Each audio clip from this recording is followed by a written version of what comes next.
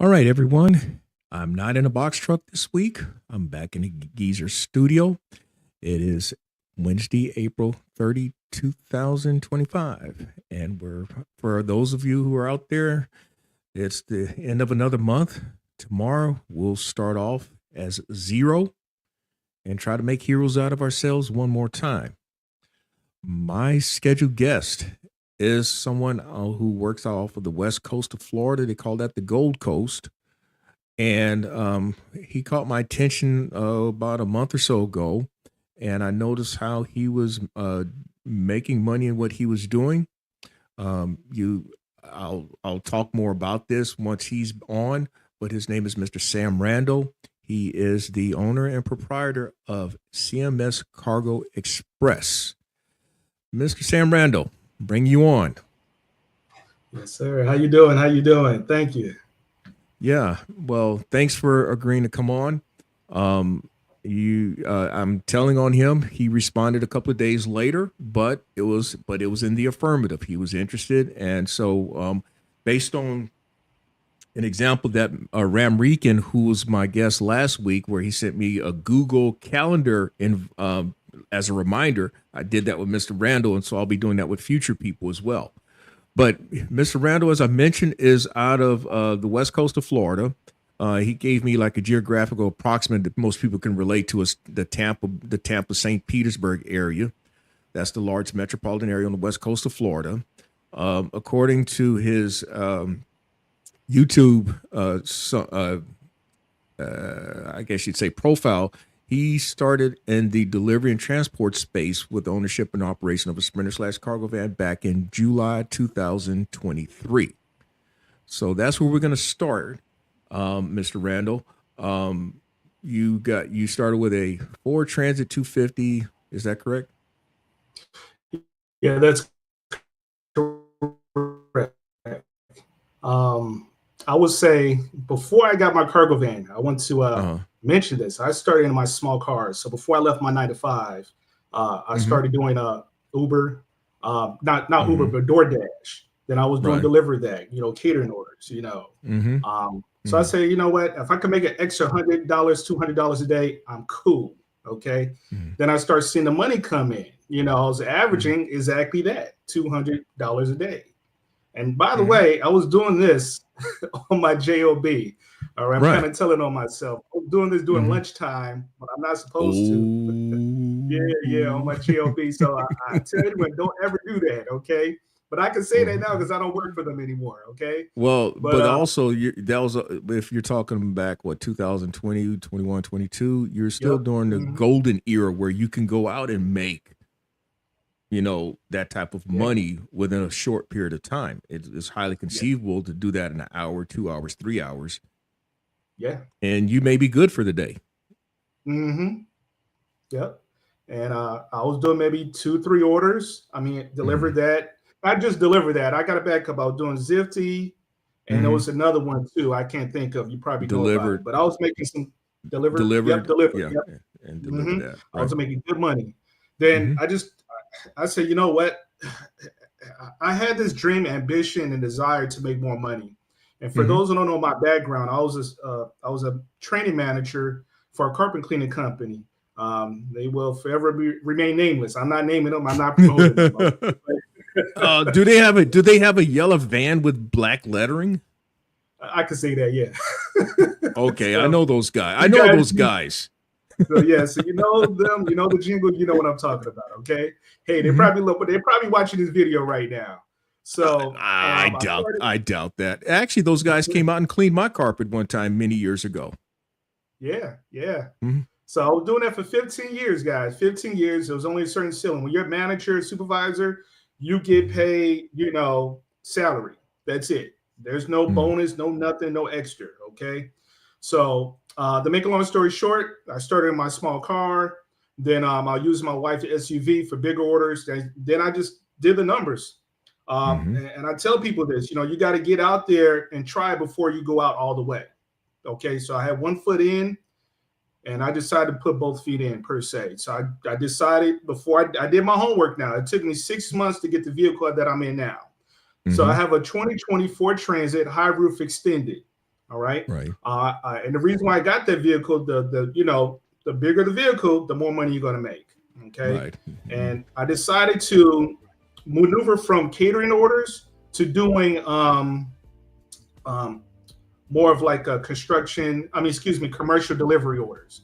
So I started doing gig apps. Don't get me wrong. I started doing gig apps. I was making $300, $400 a day. Okay. I was doing real good, in my opinion. I was doing good. Because if I could make at least 2,000, it's not bad. If I could make 2,000 a week, 400 times 5, 2,000 a week, I'm good. Okay. I'm good. And that equates to what? $8,000 a month. I'm good. Right. Okay. $8,000 a cover month. my expenses.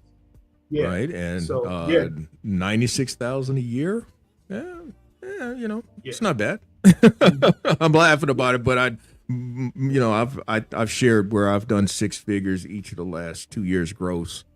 And I had done on average 80,000 the previous 3 years. So, this decade I've earned in upwards about $500,000 this decade, and we're 2025, that's somewhere awesome. in there. That's awesome. But the reason why I also, excuse me, Mr. Sam, the reason why I'm also like I said, I brought him on because this guy makes money. He makes geezer type money and probably better than me. But you've got to listen to him. Forget listening to me, because a lot of y'all don't listen to me. So listen to Mr. Sam Randle and hear what he has to say. Maybe you find him more credible. I'm going to acknowledge some folk here. Shane Epley, thanks for coming through here. Mr. Shitty Shop. Okay. First time catching me live. Thanks, man. And then we got Mr. Rideshare Rodeo. What's a telephone bill, man? You understand what a telephone bill is now, Rideshare? Or do I have to keep on funking around with you? He knows what I'm talking about. That's a little thing between him and I. But anyway, I think your screen is frozen there, Miss Sam. Sorry. Okay. Yeah. You're gonna have to invest in. You're gonna have to spend some money now. Hey, he got it right. Bootsy Collins. That's right.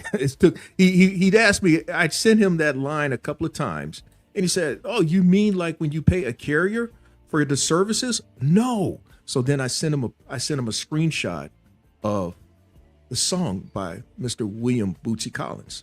Anyway, but go ahead, Mr. Sam. I apologize. Oh, okay. I apologize. Yeah, sorry that I lost connection. So to add on to my journey here, you guys, I've only been doing it for like 2.5, 3 years. I'm in my third full year now. And I tell you what, it's the greatest decision I've ever made. But one thing I will say, you guys can take notes. I share some golden nuggets, how I got here, how I'm making the money that I've been making. First thing you have to do, what I realized, you got to build your foundation of your business. So I went ahead and got my LLC in order, got my EIN number, got my business phone number. I got a DOT. I didn't need an EMC number because I decided that, hey, OTR is not for me. That's a whole different animal. Okay. You have to be mentally and physically ready to do that. Okay. I wasn't prepared to be gone 21 days out of the month from my family. So I decided to do local. And the reason why, because I have 2 children. One is in college right now. And my son's in college. My daughter, she's 1 year away. But I decided to stay locally. And I decided to do that because I decided to maneuver from doing gig apps. I started predominantly doing gig apps. And Geezer, I would tell you this. You probably said this 100 times. You cannot operate your business off gig apps. Okay. You would not make it whatsoever. So what I did was I decided to get. Go ahead. No, you was going to go ahead. Well, I would say now you can't. The market has changed so much, even in 2 years now. It's not. It can be an earnings stream, but it can't be the sole thing. Just like it was with the food apps. Food apps in the golden era, 2000 to 2022, you can do it off of those things. That's how I actually got. That's what put me in a position to make the transition as I made.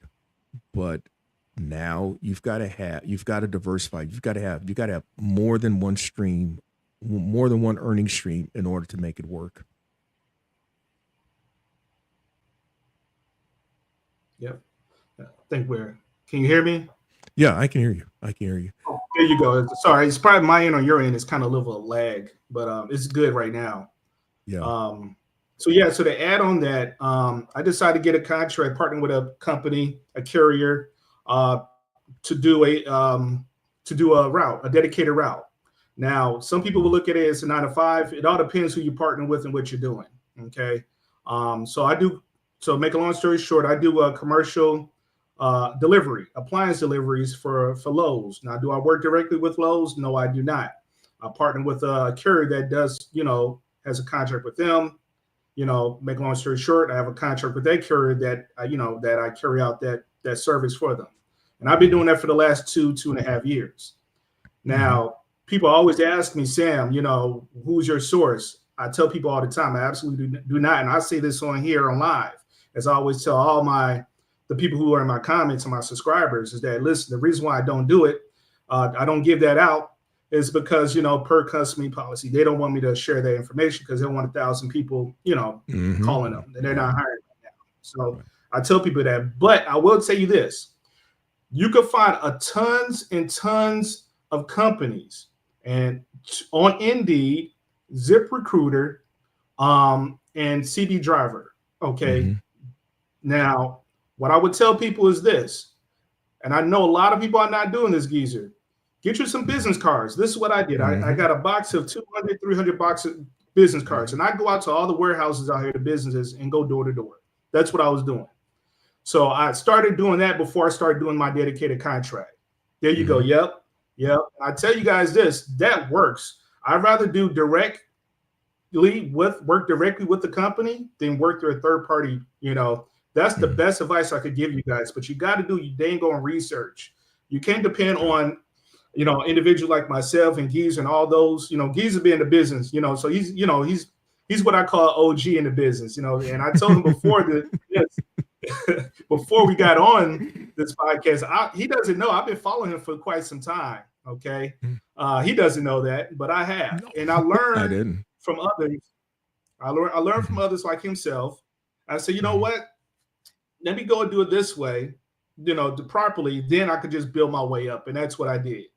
So my first year, I averaged about 80,000. No, I take that back.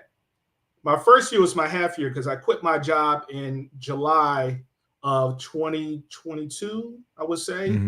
And my first year, believe it or not, was 52,000. Okay, for 6 months, that's pretty damn good for me. Okay, right. But I said, what, in a year, what can I do? I said, what can I do in a year? So, well, guess what? And in the next year, I averaged 108,000. I said, man, okay, this is getting real serious. Okay. And my final year, and I'm just sharing this to be honest and transparent with you guys. Because a lot of people don't want to, talk about the income, but I tell you guys because I just want to be an inspiration and motivation for those who are actually looking to get into business doing the right way.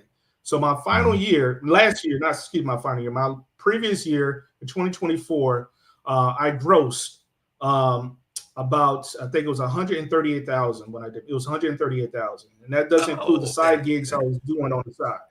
Okay. See, y'all, now, that's what I'm saying. This guy doing more than me. Shit, I need to listen to him more. I did 112 and 107, and I was happy as hell to do 107 last year because there was a point where I almost went out of business.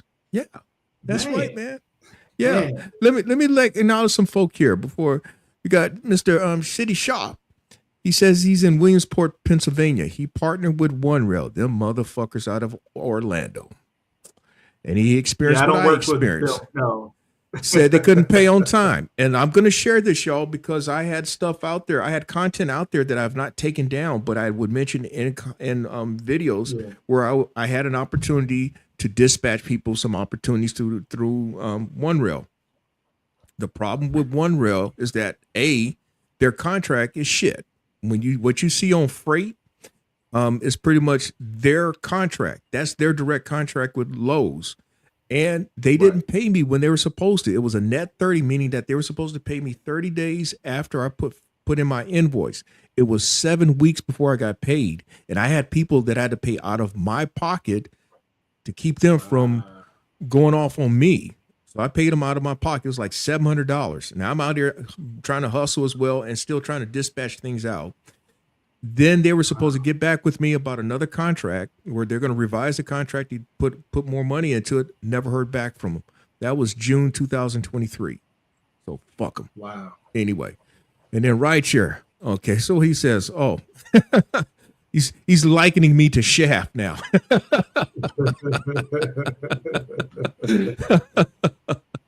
But anyway, see y'all. That's the reason why I invited Sam Randle on, because I know there are people who do better than I do. I know that there are people to do better than I do. I just happen to be one person among many, and so maybe it's good to hear from somebody else.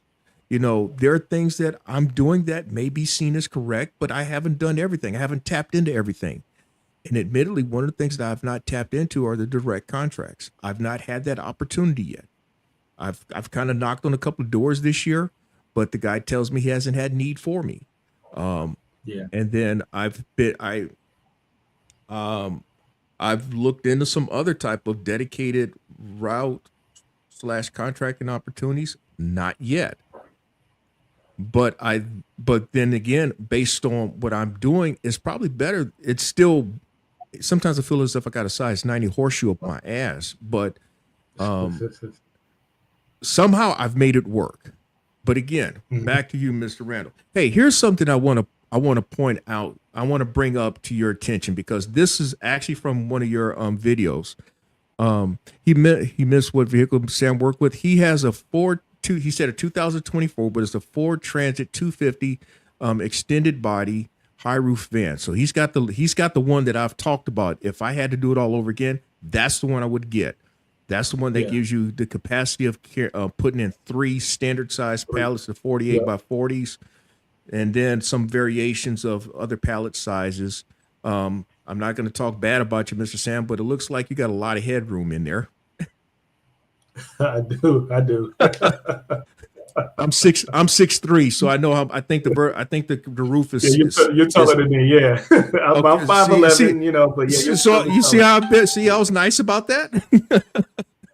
I was nice about that. But anyway, it's the roof is like 78 inches, so you're able to get in like a refrigerator, as you'll see in one of his. If you go to his channel, which is CMS Cargo Express. I'm putting this in the chat right now. If you go to CMS Cargo Express, you'll see some of his videos where he's got an actual washing machine and refrigerator in there. And he actually documents how he handled those deliveries. But what I want to do is pull up this, because this goes back to some of the things that you've already just talked about, Sam. Okay. Share screen. And I'm going to read it. Okay. Hopefully this is showing up. All right. Here we go. So let's see here. Okay. Now what I'm going to do is read the question from the viewer. And then I'm going to read Sam's response. And then we're going to talk a little more about that. So this person says, in your description, you state you will answer, how do you get a contract in this video? I didn't hear you mention how you got a contract. I'm actually correcting what you didn't put in grammatically correct. You got a contract and all. And in the comments, someone asked, how do they start? And your response was, research yourself. This is something that Sam has already mentioned. I thought that's what you said this video was for. You are the research. That's what she says. So Sam's reply is, if you review my other videos, I do state several times where to find contract routes. You can go on Indeed and cbdriver.com. Yes, it's also in your best interest to do your own research. This is your business. I'm not the research. I'm going to applaud you, Sam, by saying it nicely, because I would have said this. I am not your fucking research. Research it your fucking self. Exactly. Yeah, that's what I wanted to say. But you're not that type of person. I get it. You're not that you're not that person. I am that person who will do it. And in fact, I'm going to point it out because I've not made many mentions of my mother, but my mother was that type of person. If anybody would have met my mother 30 plus years ago and then look at me, they would say, yeah, that's it. That's hers. Yeah, but anyway, all right. So Sam is telling folk you still got to do your homework. There's work that you have. There's effort that you got to put in on your part. We're not Encyclopedia Britannica. We're not Google, or that today is Google, but back in the day it was Encyclopedia Britannica. We're not the librarian, because when things go wrong, guess what? You're going to blame Sam. You're going to blame me and everybody else. Mm-hmm. Is that? Am I? You're right. You hit it on the head, man. I mean, I get it so many times. That's why, when I started my YouTube channel, and I know when you go to my channel, you'll be like, dang, Sam, you're in February, we're in April, because I'm so busy. I record every day, but I'm so dang on busy. I upload as much content as I can. That's why, listen, I give mad props to you geeks and the rest of you content creators. It's, you do your job, you come home, you got to edit videos. It's a job in itself. Okay. Yes, it is. People behind the scenes do not realize that. I mean, it's a job. It takes time to put these videos up in YouTube. Okay. After you finish your work. Right. So, but I will say this for those who want to know, the best way to get into this business before you do, I didn't state this, geezer, but I will say I saved up at least 5 to 6 months of income. So just in case things didn't go correctly, I had some money left saved up to pay my bills. That's number one. Right. Okay. Number two, when I bought my vehicle, if I had to do it all again, I would pay cash for it, but I went ahead. The vehicle cost me 30 grand. I put half of that down, and the rest I have in installments through my credit union. I didn't go to the dealer. I got the loan through my credit union because it's a lower rate. Just give you guys some information on that. And if I had to do it all over again, I would have just paid cash and would have to worry about a car note. Okay. I second with you. I think I've mentioned that over time as well. My box truck, I paid cash for that.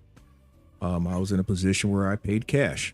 The thing is, when you, I know I mentioned this in the video, in fact, it's on the one where I mentioned about options 1, 2, and 3. When you pay cash for your vehicle, you're starting in a positive, you're always being positive equity because you paid cash, but you're also in a profitable situation because you're coming in thinking money that you can make. You're not worrying about a car note. You may have to deal with your insurance, but you figure mentally that, hey, I can cover that shit. I just need to make the money.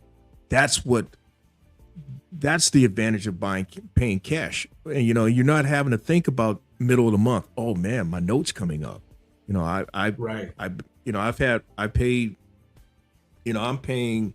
my note is $590 a month on the van, which is pretty good because it was $35,000 bill. And when I got in 2022, the market was such that it was hard to find one. So, I got in maybe at the wrong time. And for whatever it's worth, and I shared this years ago as well, I didn't go through a credit union. I think because the credit union, they were the ones that I dealt with was a little flimsy. So I went through Bank of America. Oh, okay. Yeah, I went through Bank of America, commercial loan and under LLC. Of course, when you do it that way, if it's in the LLC, you are the guarantor until your business builds up its credit.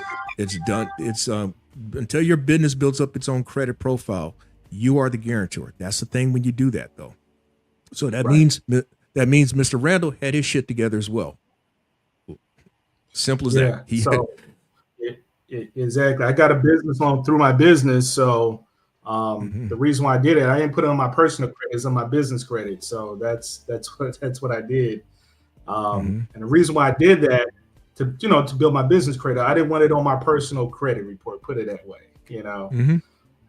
So even if you tank on the credit cards, it's really the business that tanks on that, not you. Exactly. Another thing I would share, gas cards. I got a business gas card, just, kind of give you a little bit, cushion, for gas. Cause the highest, my overhead really is just gas, is fuel. Okay. I spend about $50 a day. If you want to know, everybody asks me, that equates about $250 a week. which is not bad for the amount of money I'm making, but it's my overhead. But at the end of the year, you know, when you're making good money in this business, it's always good practice to get you a good CPA, you know, because I write off my mileage always. You know, it's either or. You can't do both. People don't know that, but I write off my mileage. I've shared you that. know, it's a lot. Yeah. You can write off the interest paid on your van if you claim mileage, but you cannot write off the monthly payment, and that's clear as day in the IRS 1040 Schedule C forms instructions. Now, here's the thing. Now, if I'm gonna say this, but I'm gonna let Sam also put in contribute to this. If you do your taxes right, if you claim what you're supposed to claim, and again too, it may be depending on what you have to claim, you can theoretically not pay any taxes. But if you do, you can pay little taxes. Now that's the route that I've taken, where I pay little taxes. This is not fine. This is not ultimately financial advice, but this is just me sharing what I do. Please do not take it as financial advice. Consult your financial professional. But if you do it right, mileage is number one. Mileage is a 1099's best friend, and then from there, the expenses that you keep up with, you should be able to reduce your taxable income. Yeah, 100% correct. And I'll tell you what. I haven't paid any taxes the last 3+ years. I do it by choice, only because I've never heard of an IRS audit when you owe. Right. Yeah. Yep. It's when you say you want money back that they may audit you. But if you're just paying so much, they never fuck with you. Just write them the check at some point between now and next year. Yep, absolutely. So, but I will say that I think the question I get the most is that how to get started. I think I covered that already. The second thing is that you just gotta keep your wheels spinning, you guys. It's about your mental attitude, because I'm gonna be realistic here, and I always say I like to be honest and transparent. I don't have great days every day. I have my great days, I have my good days, and I have some garbage days, okay? But at the end of the day, I still meet my weekly quota. You know, my goal is to make $400 to $500 a day, and I usually do that, okay? My best month ever, I was trying to get it, but I was short of. My best month ever was 13,000. 13,000. That was like, I think in January. Because usually things are slow in January, February, and March, and things kind of pick up afterwards, you know. But when you're doing a dedicated route, and I think you touched on this in your video too, I think a few months ago, you got to understand that the company has to, you know, give to the employees first. Okay, that's right. So whatever work I mentioned that to recently. The employees first, and whatever recently, yep, I think I've seen that. And don't think that you're going to be treated as an employee. No, you're a third party, you're independent 1099 contract worker. Okay, but at the same time, if you build a good reputation with them, okay, you have a positive mindset, and you're a hard worker and a go-getter, they're going to take care of you. And that's how I'm able to survive, you guys. I do a great, phenomenal job, no mistakes. I have great communications with the managers, the GM, and everybody treat me as if I'm part of the crew. And that goes a long ways, you guys. Your attitude does precede you. If you come in with a piss poor attitude, they won't deal with you. Okay, you're gonna get little work as possible. Okay, just letting you know, wherever you go, it doesn't matter. I don't care if you get, you know, I'll put this out there for those who want to know. Like HD Supply is one. That's another golden nugget I give to you guys. I haven't worked with them, but I know a lot of people have, and what they deal with is pretty much Home Depot deliveries. Okay, box truck. If you have a box truck like yourself, you can do that because it's huge, bulky appliances. Okay, and they're similar to Lowe's, but I think this is one direct to the customer. I don't do direct to the customer. I do direct to the commercial facilities, like apartment facilities. We have a thousand of them here. I cover anywhere from Tampa I go from Sarasota, Bradenton, and Naples. Okay, I drive a lot. I do anywhere from 200 to 300 miles per day. All right, but I make good money. So, Right now, and when I make my good money, I was gonna say that I've seen in one of his videos he made like $760 in a day. So let's say an upwards of 800 in a day. But he did a route of over 340 miles. If that's kind of a general estimate, but it's pretty close to what it was. Yeah, and that was a good day. I mean, there's days I do that consecutively. There's some days I don't do that. I may do 400 a day. I may do 800 a day. But at the end of the day, I always meet my weekly quota, if that makes sense. Now, y'all, I just put in those of you in the chat room. If you want to join the damn conversation where you actually talk with me and Mr. Sam Randle, I've put in the link there. Just click the link, and when I hear a beep, I can cue you in. I'll let you know that I've cued you in. Now, y'all, so Sam mentioned in one of the videos, in fact, that he earned like 4,200 in a week. It was like consecutive weeks where he did over $3,000, and he was on a hot streak at that time. So, I mean, I know what it's like to make that type of money. I know what it's like to make 700, 800, 900, a grand in a day. Hell, I know what it's like to make over 5 G's in a week. This is the first time I even mentioned it on this channel, that my best week is over 5,000, and my best month has been over 12,000 twice. But there's a lot of things I choose not to talk about because I really don't want people to get the wrong ideas. And then again, I think that it incites some jealousy that I just don't really need to contribute to. Let's see here.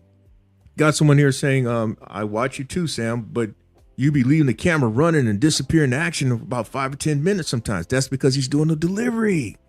But I never leave, so you're doing something right. Okay. Now, people be complaining about me that I don't show any of the work. Yeah, that's crazy. He's showing the work, and I don't. It's like, damn if you do, damn if you don't. And I leave the camera running, not 10 minutes. I actually show what I'm doing. Mm-hmm. But there's times that I will cut it off. I mean, I'm not going to show you 15-minute delivery or me carrying this big ass refrigerator off the van and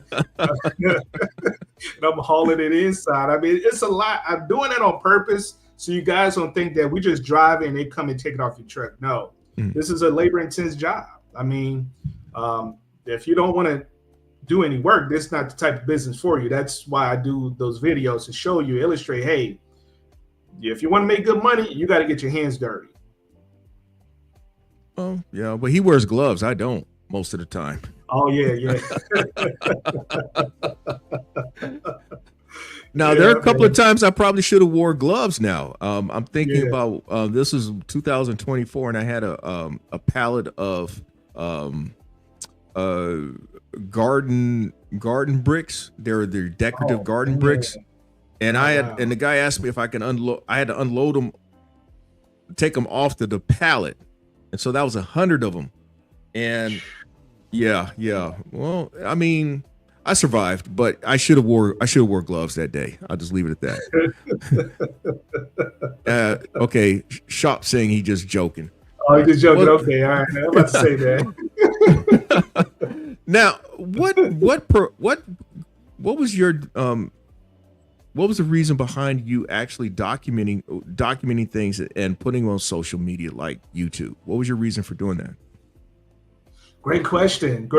So, it took me some time. I'm not, I've done YouTube videos before for a whole different business niche, but for this, I wanted to show people because like a learning experience, how I wanted people to understand and learn how I learned, but I wanted to show them the right way. What I mean by the right way is that, hey, it's cool. Yeah, you can make this money, but look what you have to do to make this money, how to set up your business. So I want people to follow my journey and kind of like put their own, add on to that and develop in their own. So really, I wanted to create these YouTube videos not to boast my my earnings, because I really don't like doing that, because it brings on jealousy and all the other crap, you know. But I said, you know what, I got to do this because I want to inspire people, but at the same time let them know, hey, look, you could do this. But it took me some time to build up to that. They get to see my journey, because I didn't start off doing that, user making that type of money. There are days I having $200 days. There's days I'm coming on with 300, maybe less. Then I had to understand that, look, for me, if I want to make the money I desire, I have to go out and get a contract route. Then what I do is, when I'm done. Like that, for that amount of money, I may work maybe 5-6 hours, which is pretty damn good. Then I go afterwards, you guys, and I don't even say this on my videos enough, I start tapping into little kid gaps. My best one is Curry. Then I may do a dispatch. I may do a airspace. Airspace is more of like airport deliveries, medical deliveries, more medical airport parts. Then TaskRabbit, and Dolly. Certain ones I don't mess with much, like Rody and what's it, Bungie. Bungie just, I don't know. Sometimes, it's weird how they pay, but I don't understand. But you just have to be smart and strategic when you're out in the field. I'll say that, Geezer, because you can't just run out and say, okay, I'm gonna make $500-600 a day. It doesn't work like that. Maybe 2-3 years ago, maybe, because they're paying more, but now things start to correct itself. In Tampa where I'm at, competition is crazy. People, believe it or not, and it kind of pisses me off when they do this, especially on a courier order. They'll take an order from Tampa to Jacksonville for like $100. I'm like, what the hell y'all doing? But then again, I'm gonna say this: you pissed me off because I heard how you bid on it, and that's way less than what I would bid. So, right. Oh but then again, I mean, hey, I hit him hard. I can hit him hard, buddy. I can hit him hard.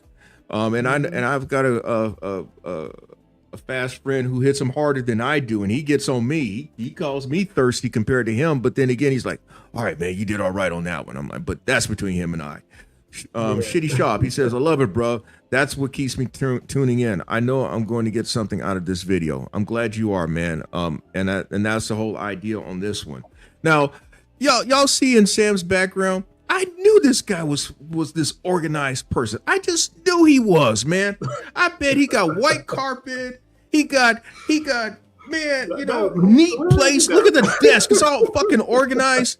And then my desk looks like Einstein's desk. But I can I know where everything is, and everybody knows don't fuck with my desk. Because if you do, you mess everything up. Mess everything up, yeah.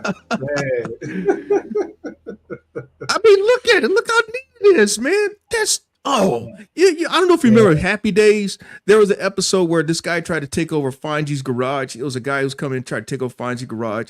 It was telling him that he needed to wear a uniform and clean up the place. And then the guy decides, okay, he didn't want it, and Fonzie immediately put tools all over the place, threw everything on the ground. He was back in his environment. Yeah, I used to watch that but I am not surprised that he's that type of organized person. But here's the thing, though. You got to be organized with this stuff. You really do have to be organized. You got to keep up with the paperwork. You got to keep up with what you're doing, especially with the routes, because you deliver the wrong thing. That could be your last delivery. Yeah. Because you're costing the company money to go out and redeliver something that they shouldn't have to, I'm gonna show you this, Sam. If you can see that, I do have this here, man. I got that there, but I keep my paper. Oh, okay. Yeah, so there you go. All right. I am not Oscar Madison. I am not entirely Oscar Madison. I'll put it like that. Although I am from a sports writer background, media background, but I'm not Oscar Madison, the slouch. Right. But anyway, so being organized, that helps, and obviously he talks of how he documents things. He takes picture documentation. He makes his own notations. He did mention in one of the videos how it was the customer, or was it the carrier, came back and thanked you for doing the documentation because they had none on their end. Yeah. So that one, and the one specifically, that one, it happened a couple of times. So what happened when I delivered the item, the product, the maintenance manager called Lowe's and said, hey, call the carrier, whoever, not carrier, but Lowe's, the warehouse, said, hey, I'm missing this, and Sam did deliver it. And I said, okay. I show them the pictures. I show them the documentation of the signature, because you got to take pictures of the product when you're there and make sure, take a picture of them signing the BOL, okay, the bill of lading. Bill of lading. And what happened was, I was right, So what happened was, one of the employees took the product, never told the maintenance manager. So it happens, you guys. I always say CYA, cover your ass. Because you never know, man. They try to blame you for something that you didn't do, but you always want to cover your ass. Now, the question is, how do you get around $1 million of insurance? I'm going to guess, being the insurance agent, that he may have insurance policy, personal policy, where his van is rated for business, and he has like, this is just my guess, I could be wrong, but this is what I know you can do. And you have rideshare endorsement. What is it that do you have? Go ahead. So I do have commercial insurance. Okay. And I have a policy, I think it's $300K policy. Okay, that's the minimum. It's about I think the minimum is $100K, but I think $250, $300K, something like that. Then I have $25K or $50K cargo insurance, just in case something happens. Okay. Yeah. So with the USDOT, you got to maintain 300,000 combined single limit, and then minimum 50,000 cargo. So you've got the minimum. Right. Yep. Okay. And what I do, believe it or not, oh man, who do I have? I started on Progressive. Then I have a new company I just signed up with for insurance. And believe it or not, I pay about, I think, on $350 a month, about $350 a month for commercial insurance. So I didn't want to do the $1 million policy. Why should I do that? That's only if you're going to do OTR, and you have to maintain your authority, I guess, your MC.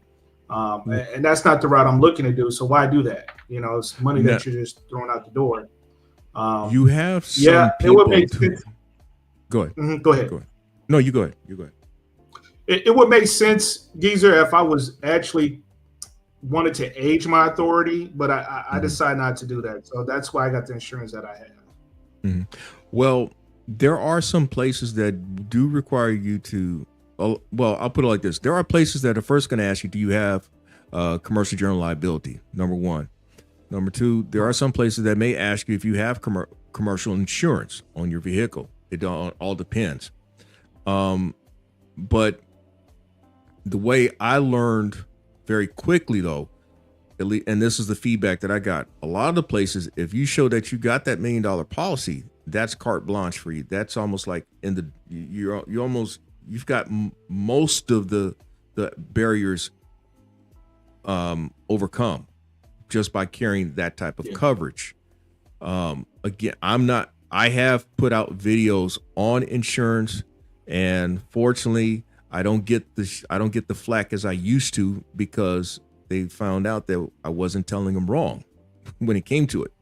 But anyway, my point is, there are some places that may require you to carry that $1 million coverage. It all depends. But fortunately for him, all he's been able to do is carry the minimum, because he just has the USDOT. If he did not carry that coverage, he would get a letter from USDOT telling him that he could have his number revoked. So that is why he carries it.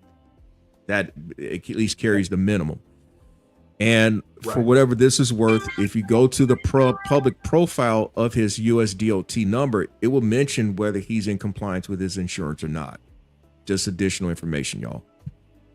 Yep, you're 100% correct. Yep. So that's important to know, you guys. A lot of people don't know that. So you can't just get out here and just get regular insurance. You got to have business and commercial insurance. You can skirt around with that rideshare endorsement, but it's not entirely it's not something that I go around advocating unless you're just doing the DoorDash, Grubhub, Uber Eats, that type of Right. stuff. That's true. That's true. Yeah. Yeah, you're right. It's expensive and it puts some people out of business depending on the market. I completely agree with you. I mean, I'm an insurance agent, but I'm just as much of a customer as you are. And it's something to think about every month. It really is when you got that payment to make. I mean, I've shared that it is like a testament of being able to carry your commercial insurance by by maintaining your MC number and DOT number. It's a testament of keeping the insurance. That's what it amounts to sometimes. But anyway, I want to share with you a couple other people's channels here. And the reason why I'm going to do that because I mentioned about how some folk have mentioned how they've crashed and burned, and I'm just going to play a little bit and then get your opinion on what could have gone wrong with these people. So bear with me here. This guy.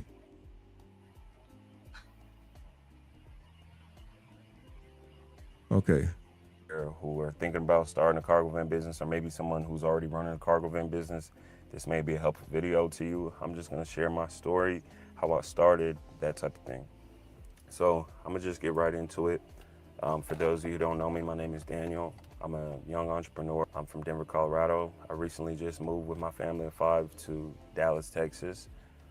My wife is a stay-at-home mom, and our kids are homeschooled. And so because of that, trying to operate a cargo van business has been difficult. And let me just explain to you guys some things that you should know about the cargo van business before you go down that road.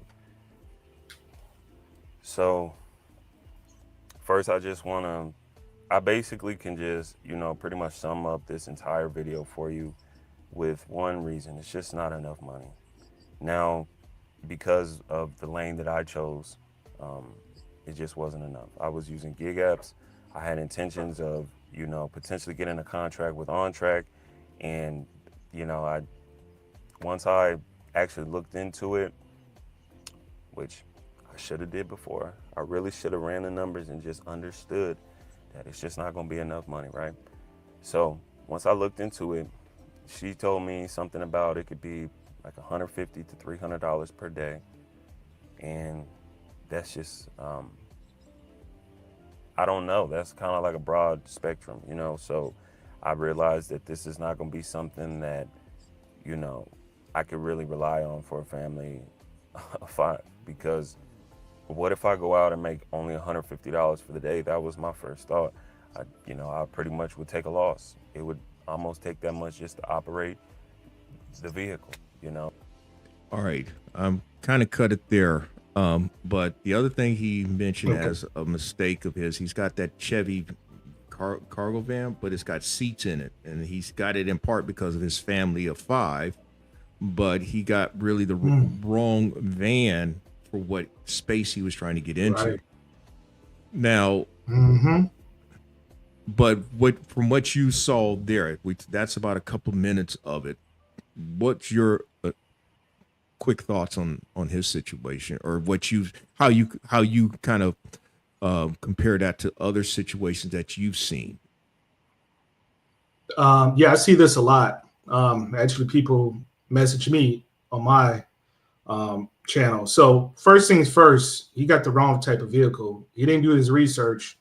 And before you go out buy a van, you guys know you can go out and actually, go on Indeed.com, ZipRecruiter, wherever you're going to research for 1099 or cargo van / sprinter van, contracts. Therefore, you know exactly what you're going to make, and you got to do your numbers. I mean, you can't just quit a job that you're making 60, 70K, then you're just going to go out here you don't know what you're making. You gotta do your numbers first. Okay. Then, like I said before, before I get into that, geezer, he got the wrong type of vehicle. I'm looking at it. Right. It looked like a passenger van. Okay. So that's not the van you need to work this business. If you're doing medical deliveries, okay, I get that, but if you're looking to make whatever he was trying to do, he got the wrong vehicle to do whatever he was looking to do. Right. And he has a family of 5. I mean, Yeah. geez. I got 2, my wife and my mom, who's retired. I was able to retire her, but that's 5 kids. I mean, damn. I mean, that's a lot. That's a lot. That's a lot, man. That's a lot. And you put a lot of stress on yourself. And his wife is at home. She's at home. Mm-hmm. Yeah. So he did his math incorrectly. He didn't do it right. He should have just saved up some money before you got into the business. Maybe this night the right time to jump in. Maybe get the right vehicle later on and just buy that van cash and just work your way. Mm-hmm. Now, here's another thing. This is something I've not talked about, but family consideration. I have one, and when I was married, I know me and my ex, we often were talking about, man, it's a lot just with one, and then to have 2 and 3 and 4 and 5. That's a lot. Yeah, and so you're talking about do or die daily, man. I mean, it's put up or shut up. But that said, I don't know if this is really the right question to frame, but family consideration. Everybody, a lot of folks say that they want to do this because they want to have time. They want to get back their time. They want to have time for their family and all that stuff. But the bottom line is that you got a family, but you got to make some money, buddy. Yeah. You got to go out here and kill it. The work ain't given to you. You got to go out there and kill your prey, man. You got to go out there and get it every single day. And, if you don't have the right mindset or even the business mindset, like yourself, Geezer, you're, what I'm saying?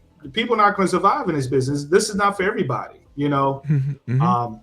For me, I knew what I was going to do. I tell people this all the time. I didn't go to the first dealership to buy my van. It took me 6 months to find the exact van that I wanted because I didn't want to buy the wrong vehicle and regret it later, Right.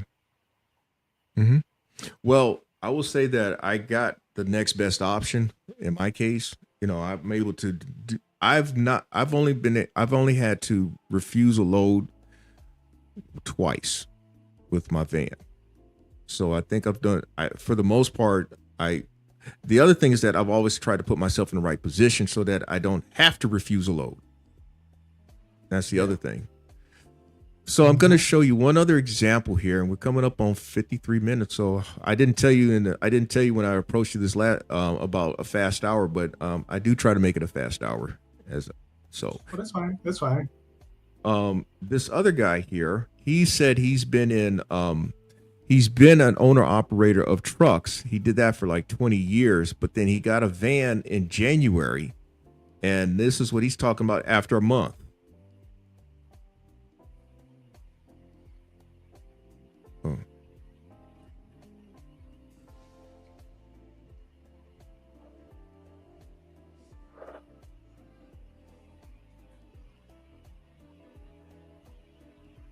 First month.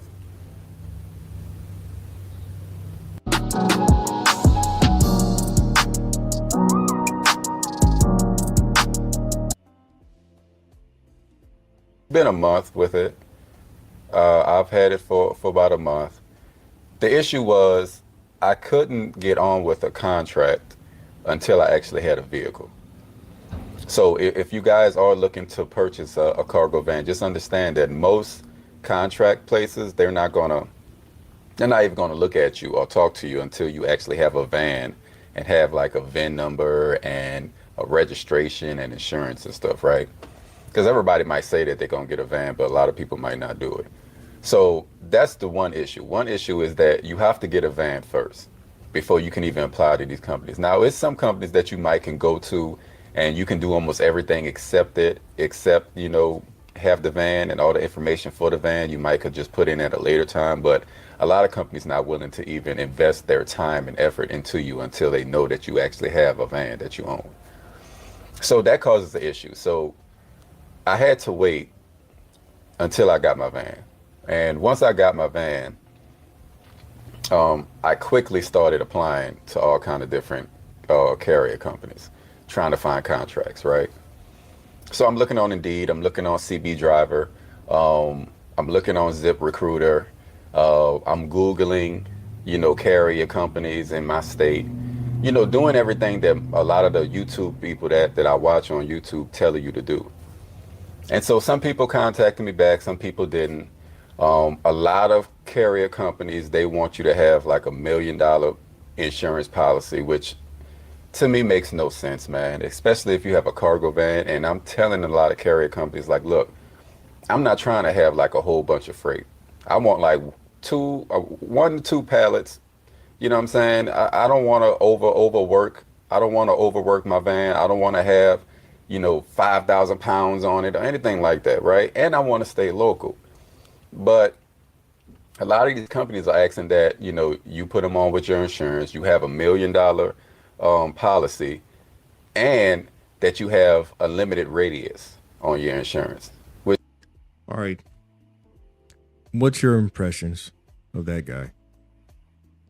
So this is a good one. So he's right. Some companies do require you to have the vehicle first, but some don't. In my case, when I was looking, Geezer, I would just inquire on what vehicles they're looking for, what type of, work, whatever, but it looks like for him, he invested in a van, he got the van, didn't get the work he was expecting to. Mm-hmm. Then the $1 million policy, he's right. There's some companies do require that, for local routes. I don't know. I never experienced that, but that's usually a requirement for OTR from my understanding. But for my analysis, looking at that, it just seems like he got the vehicle and didn't get to work, Mm-hmm. And if I were him, I would just go to, don't deal with ZipRecruiter or CBJ. Just go directly in your neighborhood. You can find so much work because they're looking for independent contractors, to do work. That's what I would do. I'd go around passing my business cards out, and I'd just be going at it, man. And you'll find better work that way. A lot faster, I should say. Mm-hmm. Okay. Well, I'll say this: the one thing that kind of put me off with him was with him saying, "Oh, I don't want to overwork my van of 1-2 pallets," and I'm like, "Well, what the fuck do you want to do, man?" Right. I mean, I'm not saying that you got to carry 5,000 pounds in your van. I'm not saying that, but if and I want to stay local. Well, it's like the woman that wants the TV character. She wants the guy 6'5", 240, got money, and can pick her up off the floor because she looked like 2 bales of cotton. I mean, right. Yeah, he didn't want it. So. But then if you check out his channel, he's got some other stuff going on, and it's kind of contradictory. But anyway, just listening to that, I mean, just that alone kind of turned me off. But I wanted somebody else to see it and try to make some assessment of it, because we may misread somebody sometimes though, but I just didn't get the right read on that.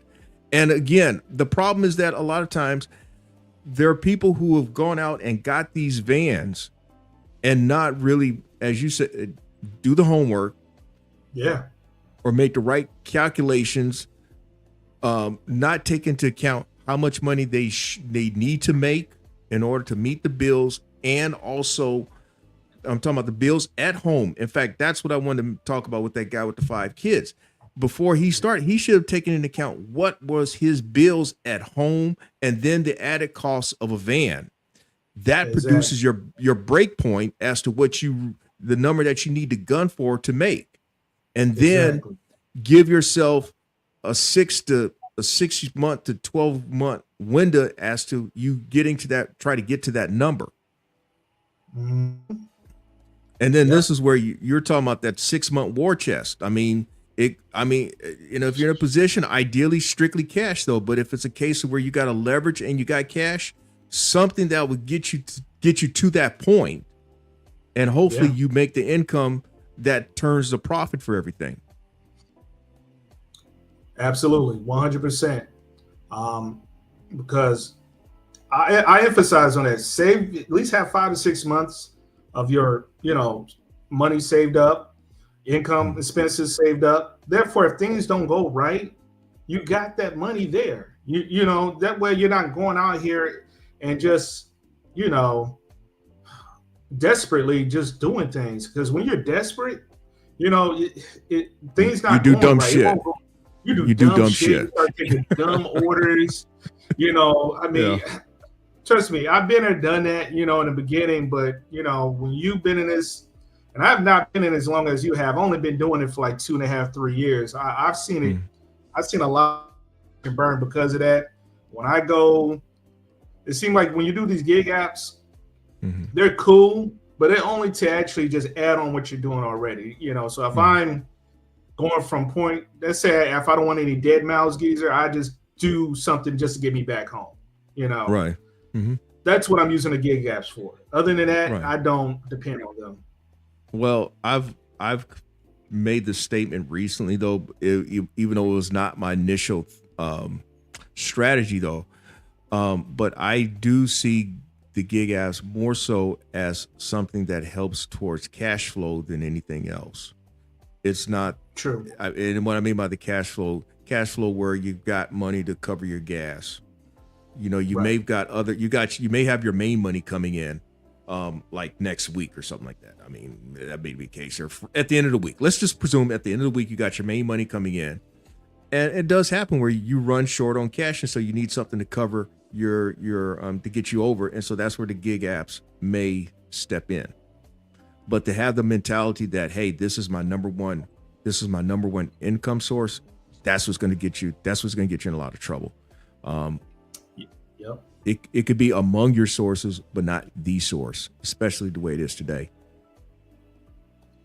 Yeah, you're right. It's tough today. I mean, I've seen it. Things drastically have changed. So, but one thing I would say, man, just make sure you have some money saved up. And, if you could buy that vehicle cash, man. Yes, do it. Man, Do it. Yeah. In fact, the other thing, and I've shared this too, is that when you buy it cash, then you actually save on your insurance because you can claim a value on it that actually lowers your premium. That's one thing that was one thing I was able to do with the box truck. I paid I didn't tell them, I know how much I paid for it, but I told them I decided what it was worth because that's your replacement value for the vehicle. So like when you're financing, they are going to put the value of whatever, I don't think they check with the actual bank, but they know based on book value, what they're probably going off of bank value for that vehicle. And then they decide that's the insuring cost of the vehicle, which is why you pay more financing. I hope I'm making sense of that. Okay, that makes sense. Okay. Let's put it like this: when let's say if a vehicle is totaled, they're gonna stroke you a check for what the value of the vehicle is based on market at that time. So that could be based on the black book or the yellow book. Okay. It's kind of the same thing when they attach an insuring value on the vehicle when it's being financed. It's the inverse. It's the inverse. So they probably go off the yellow book value, the NADA value, and that's why you pay more. Okay. I learned something. I didn't know that. Well, Sam, I'm going to say thank you for hanging out for an hour. Hopefully, some people got something out of this. That's the goal of this. I've said this 3 or 4 times already. I wanted somebody else's input and opinion on some of the things that I've tried to communicate in my videos over the last couple of years. Sometimes you need another voice. It's just like with anything else. Your wife can be telling you something and you don't listen, but then somebody else says it and she's like, I told you that. Yeah. Yeah, absolutely 100. You ain't lying about that. Man, he's not lying. Yeah. So hopefully, somebody got something out of what Sam has to say. we'll have to do this again, man. Yeah, absolutely. It's been a pleasure, man. I mean, it's my first, but I enjoy this. So anytime, I'd love to do it again down the road. All right, man. Well, I'm gonna let you out. You probably got some other things to do. We're on Eastern time zone. He needs to probably get some rest and get on out there for in the morning. Thanks. Hey, here's what thanks for the information, fellas. It's been real. Good to see both of y'all. Stay safe. And we'll end on that. Sam, I'm gonna let you go. And y'all, thanks for hanging out with this damn conversation. I don't have a guest lined up for next week, but we will have a conversation next week, even if it's a free game night, as what I've done a few times already. And with that, may your hustle and may your grind continue.